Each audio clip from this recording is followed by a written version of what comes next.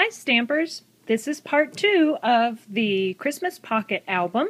So, when we last left off, I was showing you how to create the base of your book using a 12 by 24 sheet of this craft paper. So now what we're going to do is kind of get the pieces in here that we were talking about and the measurements. So if you missed any of that, be sure to go back and look at part 1. But I wanted to share with you a couple things. First, I had told you about the front and back cover. You're going to want to glue, or use your snail, just some snail adhesive would work, a 6x6 piece of designer series paper on the front and on the very back of your book. Okay, so that's pretty simple. And I've got a book here that's partially made, so I'm going to show you here in just a minute. The other thing you're going to start doing is you're going to get your pages. Now remember, we had 6 by 12 pieces of designer paper, and you can start at either the front or the back, but once you have your base folded like this, the idea is, I'm going to show you with the back just for simplicity's sakes, the idea is to kind of get that piece lined up. We're going to put some of our sticky strip along this area, and you fold it over. I've put a strip of sticky strip down at the bottom. We're going to take that off. Another strip of sticky strip here, and fold that over to put in a page. Because you want your, I'm going to show it this way, you want your pages to be glued on to each of the little mountain folds, like that, kind of sandwiched in between. So let me show you this book that I've kind of got partially done. And this will help make it clear, I hope. Alright, so far I've put in my front cover, my 6x6, and my back cover. And then I just started putting in my pages, and see how I've got each page on there. So now let's take this one that I was showing you earlier, and I'm going to go ahead and remove that. I've got adhesive on each of these mountain fold areas. The hardest part with this sticky strip stuff is to get the red lining off. But once you get it, then your book's ready to go. Now I just kind of squash that page into the corner, and I'm kind of watching the bottom and the top edges. Now don't worry too much if it's a little off, you know, with this book it's just going to be that way. But I like it because it's going to be more of a table decoration than anything. That's the way I wanted to do it. Alright, so I've got my sticky strip here and sticky strip along the bottom. Now all I have to do is fold this over, just like that. And then I've got one more to go. And it doesn't matter if you put your sticky strip on whichever side, just as long as you do those 3 edges so that it'll form a pocket. So sticky strip on each of the mountains. There we go. And then we're going to put that page in, and I just kind of guide it based on the page before. Like that. And it's very sticky, so once you've stuck it, don't try to go back and unstick it, because let me tell you, you will ruin your pages for sure that way. Alright, so that's how you're going to do each of the 6 pages. Just like that. So far I've got my 6 pages and my front and back cover. The other piece we're going to need is that piece that I cut to 4 1/4 by 6. And this is basically what it's going to do. You're going to do the same thing on the front.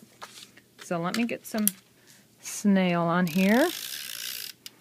We're going to put this on the front of our book. A little in the middle. Line that up.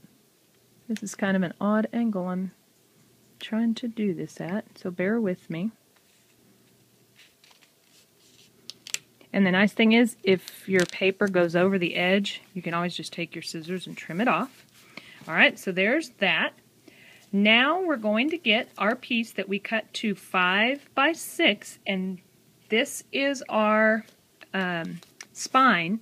And what I did is I cut it at 5 and 6 and then took it to my score tool, and you're going to score it at the 2-inch mark and the 3-inch mark. Now, before I actually wrap that on my book, remember that reinforcer piece I was telling you about?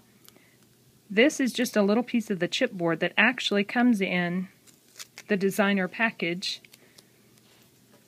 So what I'm going to do is put that kind of right in the center of this spine piece, and that will really help reinforce the spine.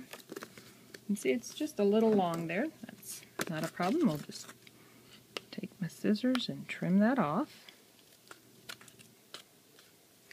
Okay. All right, and again, we've got more sticky strip. Whoops. I put 2 things of sticky strip, 1 on each edge.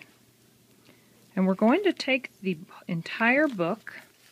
Now, I found it easiest to kind of stand it up, but if you want to do it this way, you can. But again, once that tape is stuck, don't try to peel it back off. So let me see if I can do this with this camera in the way. I'm going to just lightly